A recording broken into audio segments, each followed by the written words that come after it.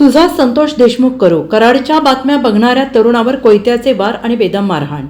वाल्मिक कराडच्या बातम्या पाहिल्या म्हणून धारूरच्या एका तरुणाला जबर मारहाण करण्यात आल्याची बातमी समोर आली आहे. तरुणाला मारहाण करणारे बीड जिल्ह्यातील मस्साजोगचे सरपंच संतोष देशमुख हत्या प्रकरणातील फरार आरोपी कृष्णा आंधळे याचे मित्र असल्याची माहिती मिळते. मारहाण करण्यात आलेल्या तरुणाचं नाव अशोक मोहिते आहे. वैजनाथ बांगर आणि अभिषेक सानप या व्यक्तींकडून अशोक मोहितेला मारहाण करण्यात आली आहे. बैजनाथ बांगर आणि अभिषेक सानप यांच्या इंस्टाग्राम स्टेटसवर कृष्णा आंधळेचा फोटो आहे. फरार आरोपी कृष्णा आंधळेच्या वाढदिवसानिमित्त स्टेटस ठेवले असल्याचे समोर आलेले आहे.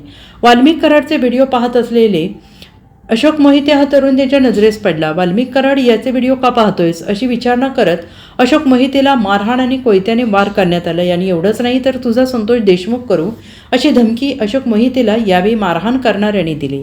दरम्यान अशोक मोहिते हा सामान्य कुटुंबातील असून धारूरच्या पोलीस स्टेशनमध्ये तो होमगार्डची नोकरी करतो. मारहाणीनंतर अशोकच्या डोक्याला मार लागलेला असून त्याच्या डोळ्यावर सूज आहे. पाठीवरही मुक्कामार आहे. सध्या त्याच्यावर उपचार सुरू असल्याचं सांगितलं जात आहे. Bureau report SBN Marathi Beed.